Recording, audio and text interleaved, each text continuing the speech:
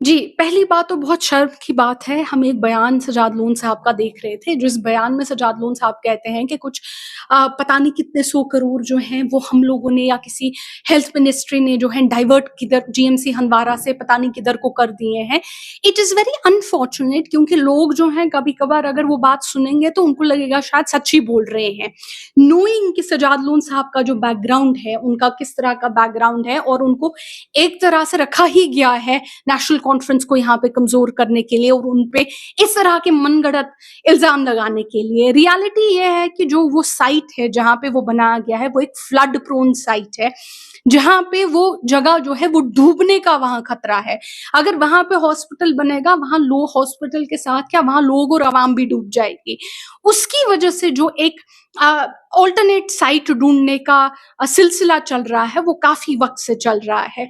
वही वजह है कि वो पैसा जो है अभी यूटिलाइज नहीं हो पा रहा है क्योंकि साइट में इशू आ रहा है, ना कि वो पैसा हम किसी खुशी की वजह से कोई है मिनिस्ट्री जो है किसी और जगह को डाइवर्ट कर रही है। सो अनफॉर्चुनेटली हम चाहते हैं कि अवाम जो है समझे कि ये बातें किस तरफ से आ रही हैं और किस वक्त पे आ रही हैं। जी, देखिए उमर साहब ने कल एक अच्छी बात कही। उन्होंने कहा कि हमें बताया जा रहा है, अगर आप देखेंगे सुप्रीम कोर्ट का, अगर आप 370 का 370 नहीं, जो स्टेटहुड की अगर आप सुप्रीम कोर्ट की जब आप वो प्रोसीडिंग्स देखेंगे उसमें पहलगाम का जिक्र हुआ। तो कहीं ना कहीं अगर आप पुराने जस्टिस चंद्रचूड़ साहब के बयानात भी देखेंगे जो अभी वो इंटरव्यूज दे रहे हैं, कहीं ना कहीं वो स्टेटहुड को जो है सिक्योरिटी के साथ लिंक किया जा रहा है। Statehood is connected to security, हमको ये बताया जा रहा है, ये जताया जा रहा है और कहीं ना कहीं सुप्रीम कोर्ट को भी ये इंप्रेशन दिया जा रहा है। रियलिटी ये है कि पहली बात तो सिक्योरिटी पहलगाम के वक्त भी बीजेपी सरकार के अंडर ही थी, तो अगर ये सिक्योरिटी लैप्स था ये साफ साफ बीजेपी की सरकार पे आता है। लेकिन इसको भी अगर हम साइड पे रख देते हैं, जो उमर अब्दुल्ला साहब के कल बयान आया उसमें एक बात क्लियर हो जाती है कि ये जो statehood is not connected to security, statehood जो है ये एक इलेक्टोरल मुद्दा है।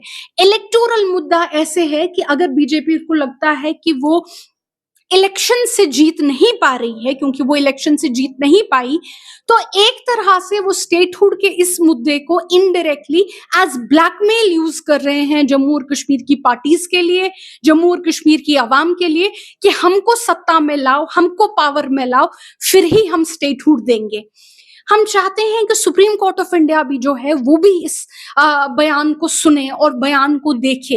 ये सिक्योरिटी मुद्दा कम और एक इलेक्टोरल मुद्दा ज्यादा है, जहां एक तरह से ये इनडायरेक्टली दर्शाया जा रहा है, जैसे उमर अब्दुल्ला साहब ने कल बहुत साफ साफ तौर पे बोला कि क्या स्टेटहुड वापस आने के लिए ये जरूरी है कि बीजेपी पावर में हो। कहीं ना कहीं ये जो है ये बात, ये पूरी सुई जो है उसी की तरफ घूम रही है। उमर साहब ने और भी बहुत सारी चीजें बोली, जिस तरह से चलिए आप स्टेटहुड की बात नहीं करते हैं, बिजनेस रूल्स, मार्च में बिजनेस रूल्स गए हैं एलजी साहब के पास, अभी तक हमारे बिजनेस रूल्स तक वापस नहीं आए हैं। आप सोच सकते हैं कि कितना इस सरकार को जो है तंग किया जा रहा है, जम्मू और कश्मीर की अवाम की सरकार को तंग किया जा रहा है। लद्दाख के लोग हम लोगों ने देखा सब सड़कों पे आ गए हैं, जब उन्हें सताया गया और जो वादे उनके साथ किए गए वो पूरे नहीं हुए। इनफैक्ट लद्दाख के लोग आज जिस बात पे उनको जेल में रखा जा रहा है वो तो वही बातें हैं जो बीजेपी ने अपने मैनिफेस्टो में लिखी थी। तो फिर तो बीजेपी ने जो मैनिफेस्टो लिखने वाले थे, मैनिफेस्टो पढ़ने वाले थे, फिर तो बीजेपी को उनको भी जेल में डाल देना चाहिए।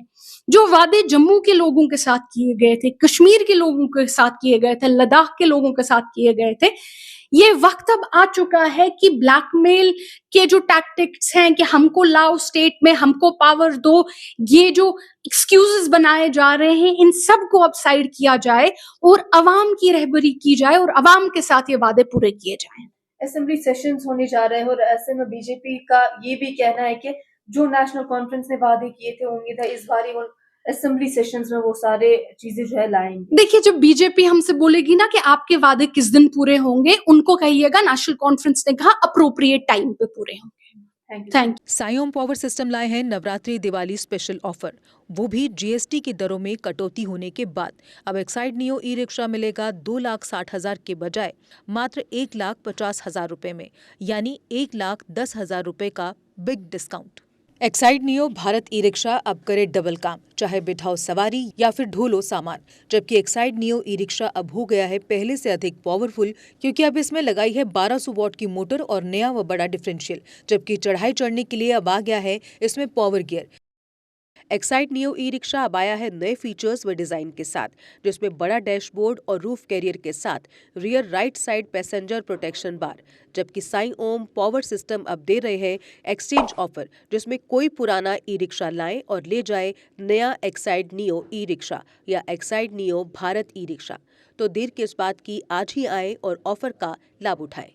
हमारा पता है Sai Om power system, last matador stop, Anand Nagar, Bohri, Jammu. Jammu संभाग में डीलर बनने के लिए संपर्क करें 01912554